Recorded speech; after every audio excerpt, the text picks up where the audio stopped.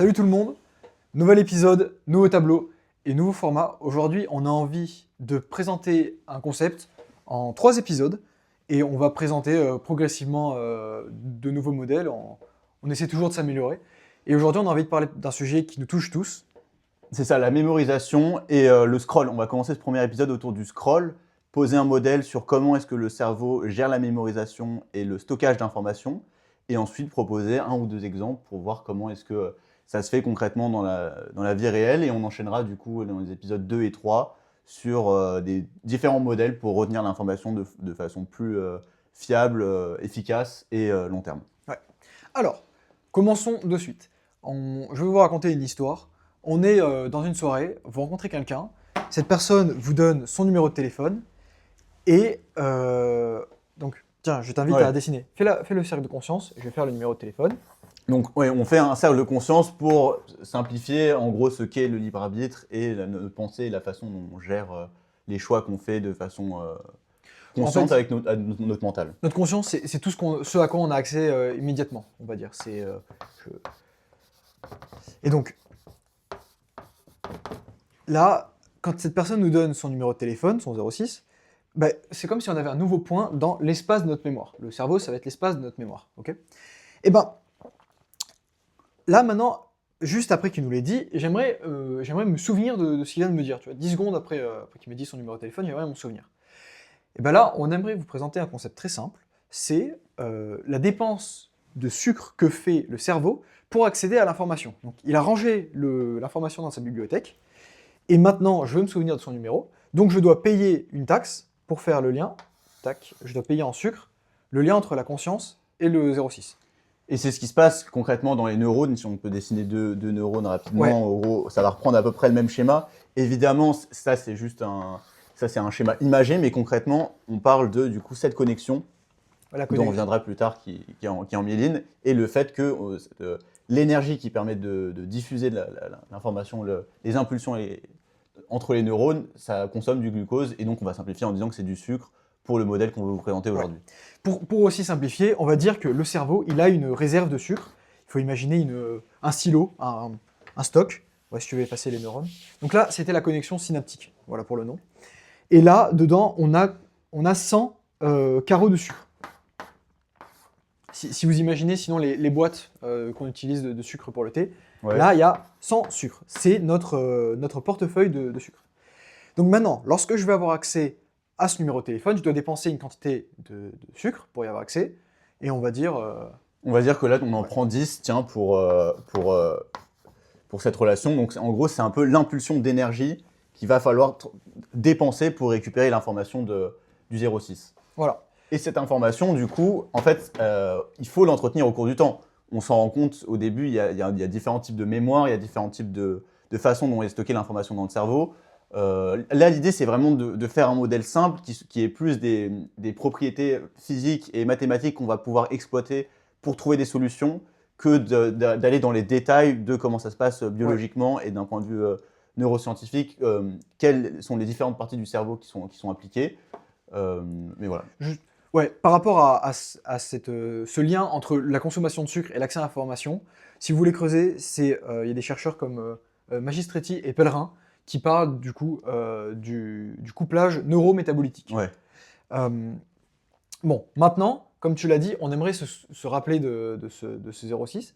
Donc, je t'invite à effacer juste partiellement on va présenter le modèle de la jungle.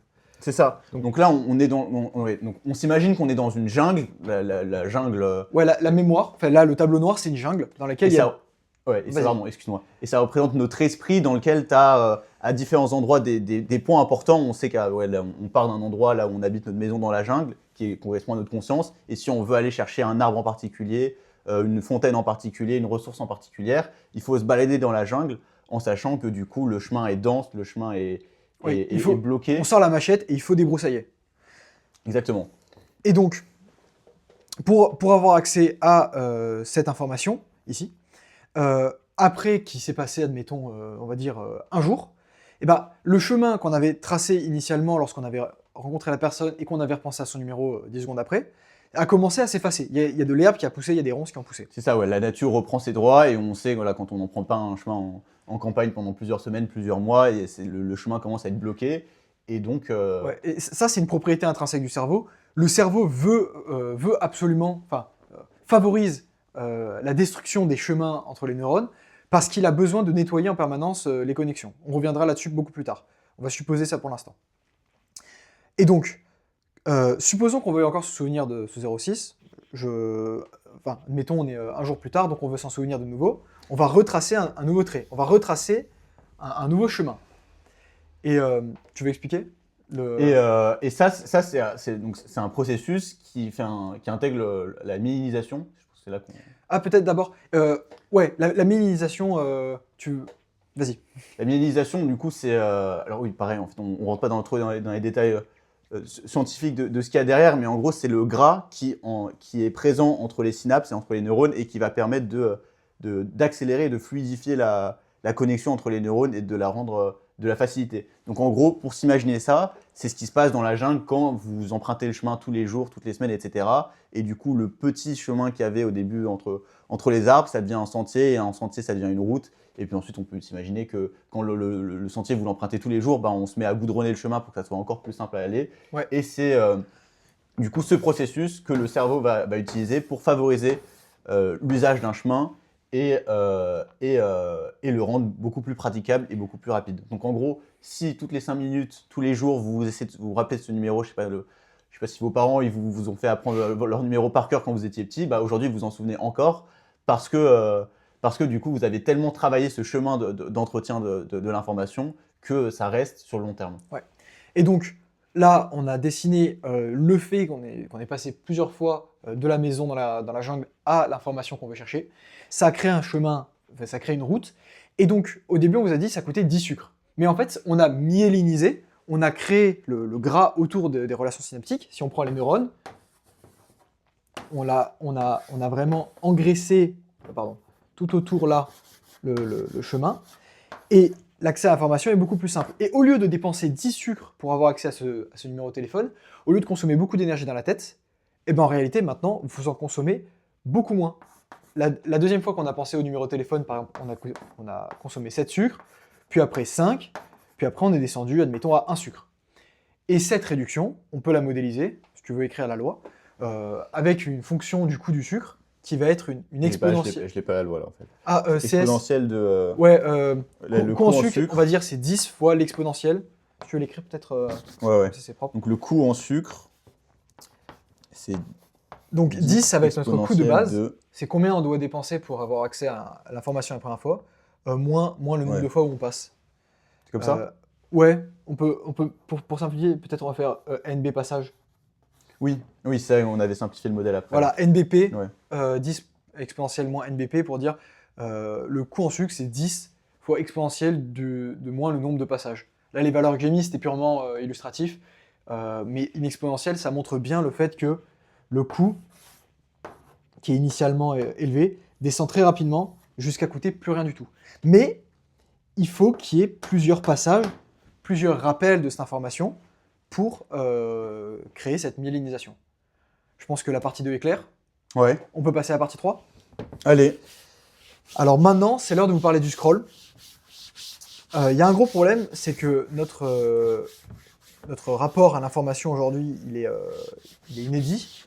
On a accès à une quantité monstrueuse d'informations qui est vraiment sans lien. En fait, quand vous scrollez sur TikTok, Instagram ou Twitter, vous voyez des choses sur... par exemple, en ce moment, on a des sujets sur l'Iran, un sujet sur le matcha, si tu veux le faire. Matcha là. Tac. Un sujet sur l'IA. Voilà. Et on a plein de sujets, ça sert à rien de mettre les noms. Mais on va faire plein de points. Chaque point, c'est un réel que vous voyez. Et vous voyez que tous ces réels, ils n'ont pas vraiment de lien. Et que quand j'ai fini ma session scroll, je veux commencer à m'en rappeler, qu'est-ce qui se passe ? Je vais créer une liaison. Donc on va créer une liaison avec le TikTok que j'ai vu sur l'Iran, avec le réel que j'ai vu sur Claude et Lia, et un autre sur une recette de matcha que je viens d'apprendre. Et tu n'as absolument aucun lien entre tous ces sujets. Et c'est ça ce qu'on voit, mais en fait, en envoyant, si on part du principe que ouais, on prend à peu près 10 secondes à avoir un réel plus ou moins, qu'on envoie du coup entre 6 et 10 par minute et pendant 10 minutes, ça veut dire qu'on voit 600 réels ou des centaines de réels sans retenir grand chose à la fin, quoi. Et ouais. Et par rapport au coût en sucre, Et par rapport au coût en sucre, du coup, le coût en sucre, il va être neutre et il va être le même. il va être maximal. Ouais, c'est ça, il va être maximal entre chaque. Pour aller chercher l'information, parce que du coup, à chaque fois, on utilise le même. Les sucres. On va chercher des informations qui n'ont rien à voir entre elles, donc ça demande un coût élevé pour aller chercher toutes ces informations Ouais. qui sont pas reliées. On paye 10 unités de sucre à chaque fois qu'on veut aller chercher de l'information qu'on a vue. Le souci, c'est que, je vous rappelle, notre réserve de sucre, elle en contient juste 100. Alors, elle en contient 100, elle se régénère, elle bouge, c'est pas forcément fixé. On simplifie. Pour l'instant, elle en a 100 au moment où je pensais au moment où je retrouvais cette information. Et le souci, c'est que là, maintenant, je suis posé, je vais essayer de me rappeler les différents réels que j'ai vus. Si chaque réel coûte 10 sucres, au total, je pourrais m'en souvenir que de 10, parce que 10 fois 10, 100. Donc, c'est pas périn comme mode d'apprentissage. Maintenant, on peut voir une autre approche de l'information, où on fait des associations. Je pense qu'on va juste garder la jauge de sucre. On garde la jauge de sucre et la conscience, et là, du coup, on va parler d'un autre exemple où notre conscience est associée à des informations sur qu'elle doit retenir. Ouais, des informations qui sont plus liées. Donc pour ça, on va vous parler, on va donner fin, on va vous parler de pizza. Donc la pizza, je m'occupe de la pâte, tu fais les toppings. Allez. Alors tac, peut-être... Donc là, on pense à tout ce qu'il faut dans les ingrédients pour faire une pizza et on essaye on va vous montrer en quoi est-ce que le fait que ces informations soient reliées est nettement plus intéressant du point de vue de la conscience. Donc, par exemple, là, là j'ai fait la pâte, tac. Là, on peut faire pizza. Ça aurait été mieux en fait pour les Non, c'est pas grave, tu peux les faire là et on fera un truc comme ça. Ok. Ça se voit bien sur le... Donc là, on a la pizza, qui est le sujet maître. Là, j'ai mis pâte, farine, eau. Par ici, voilà, la tomate pour faire la sauce tomate, les champignons, et il y a d'autres toppings qu'on met. Ce qui se passe, c'est que tous ces points qui sont reliés à un concept en particulier, tac, je peux les mettre dans une... Vas-y. Hop. Je peux les mettre dans une espèce de surface, que vous voyez que j'ai dessiné en pointillé, qui veut dire que ça appartient au même espace sémantique. C'est ça. C'est lié, c'est proche. C'est lié, c'est proche et ça va être associé. Enfin, ces idées, du coup, on va le voir, vont être associées entre elles et il va y avoir une proximité en fait dans notre esprit entre tous ces éléments, ce qui vont les rendre déjà plus simples à se les répertorier dans l'espace de la jungle. C'est comme s'ils étaient un peu dans la même zone. Donc, on va plus facilement savoir localiser où est-ce qu'ils vont être et dans quelle direction ils vont aller pour naviguer dans notre esprit. Et en plus, ça va permettre de naviguer plus rapidement entre chacun de ces éléments. Exactement. Et ça, c'est génial parce que si vous avez appris plein de choses sur les pizzas et vous voulez vous rappeler de ce que vous avez appris. On part de la conscience et on va faire le lien vers la pizza. Donc là, ce premier lien, admettons, il va coûter 10. Parce qu'il n'y a pas vraiment de lien. Enfin, il n'y a pas de lien... je veux dire, il y avait encore rien. Ensuite, je sais quoi, dans ma pizza, il y a des tomates, des champignons et du jambon. Tout ça, pareil, c'est des ingrédients. Ils sont proches, la tomate et les champignons, on sait que c'est des légumes et qu'il faut des légumes. Il y a une association d'idées dans ma tête parce que là, je suis en train de faire une pizza reine.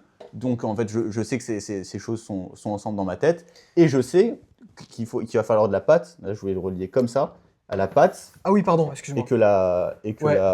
Tac, tac. Et que la pâte, elle va être associée à la farine et à l'eau.